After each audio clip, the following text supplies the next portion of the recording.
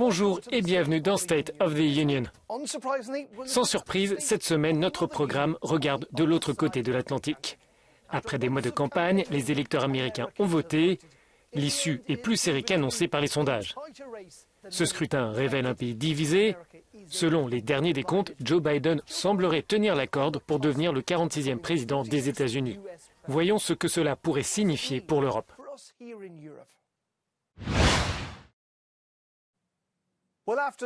Après cette semaine extraordinaire, prenons un regard plus américain. Retrouvons Jan Lesser, vice-président du German Marshall Fund. Merci de nous rejoindre. Cela a été d'une certaine façon une semaine incroyable. Une élection très serrée, pas vraiment ce à quoi on s'attendait. Qu'est-ce que vous en retirez de cette élection surprenante ? Cela a été une semaine extraordinaire. Nous en avons déjà eu par le passé. En 2000, nous avions eu un scrutin très serré et qui a pris beaucoup de temps. Mais cela a été extraordinaire à cause de la polarisation du pays. Le style singulier du président et ses efforts pour s'accrocher et d'une certaine façon pour décrédibiliser les résultats du scrutin. Ce que nous avons appris cette semaine est que de nombreuses personnes pensaient que ce serait le rejet du Trumpisme, et ce n'est pas le cas. Donald Trump a obtenu plus de voix. Il pourrait devenir le second candidat à avoir obtenu le plus de voix dans l'histoire des élections américaines. Ce n'est pas du tout un rejet de Donald Trump.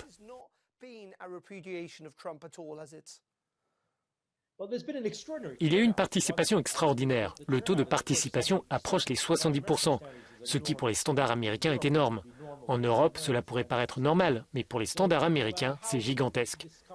Quelle que soit l'issue, à peu près la moitié du pays a voté pour Donald Trump. Et donc, ce phénomène va perdurer. Cette polarisation va se poursuivre et cela va s'incruster dans le système pendant longtemps. Pour rebondir sur vos propos, quand on regarde l'attitude de Donald Trump cette semaine à travers ses tweets et ses discours, beaucoup ont le sentiment que la démocratie américaine est menacée, ou en tout cas défiée. C'est votre avis ?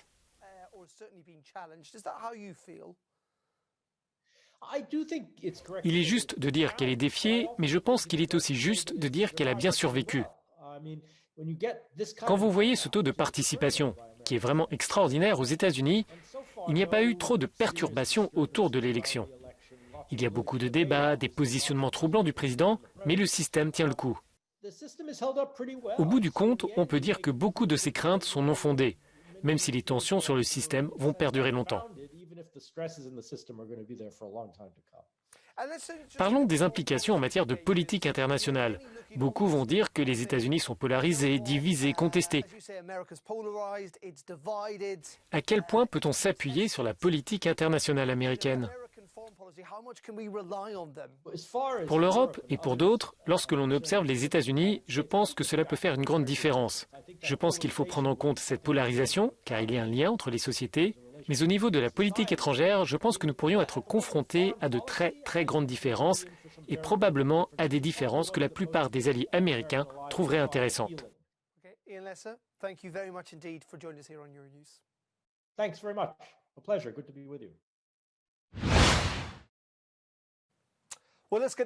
Voyons maintenant quel est le point de vue européen et je suis heureux de retrouver Yana Pouglirin, analyste au Conseil européen des relations internationales. Merci de répondre à nos questions.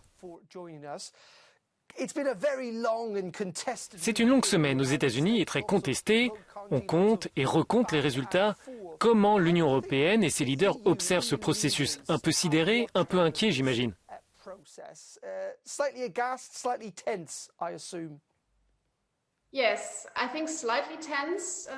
Oui, je pense légèrement inquiet. En Europe, on s'attendait à une victoire nette de Joe Biden, ce qui n'est pas le cas. Je pense qu'il y a aussi une forme de consternation à propos d'un président qui se déclare lui-même, qui se couronne lui-même comme le nouveau président des États-Unis.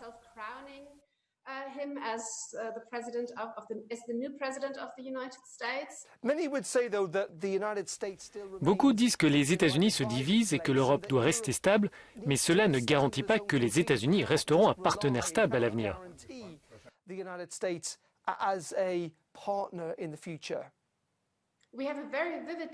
Il y a un vif débat actuellement sur cette question en Allemagne. Il y a eu une tribune de la ministre allemande de la Défense juste avant l'élection. Je pense qu'elle espérait aussi une victoire de Joe Biden.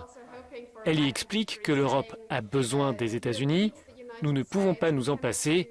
Abandonnons ces discussions sur l'autonomie stratégique et essayons de construire un futur ensemble. Comme vous l'avez signalé, il y a des divisions en Europe. Je pense probablement que la plupart des dirigeants d'Europe de l'Ouest soutiennent davantage Joe Biden comme président. D'autres pays en Europe centrale et à l'Est, peut-être la Pologne, la Hongrie ou la Slovénie, soutiennent Donald Trump. Cela signifie que la politique internationale européenne, comme force unie, est plus difficile car il y a beaucoup de divisions en interne.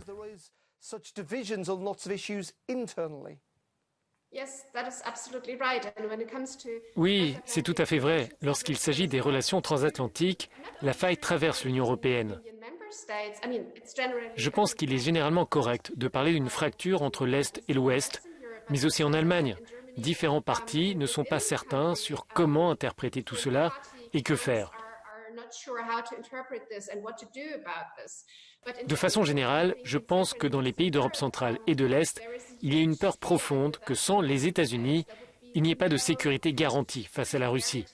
Ils ont peur du chantage nucléaire et je peux comprendre tout à fait pourquoi ils veulent coller aux États-Unis, quel qu'en soit le prix.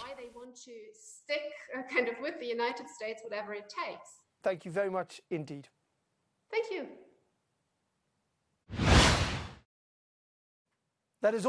C'est tout pour aujourd'hui. N'oubliez pas que vous pouvez suivre les derniers résultats de l'élection américaine sur Euronews et euronews.com.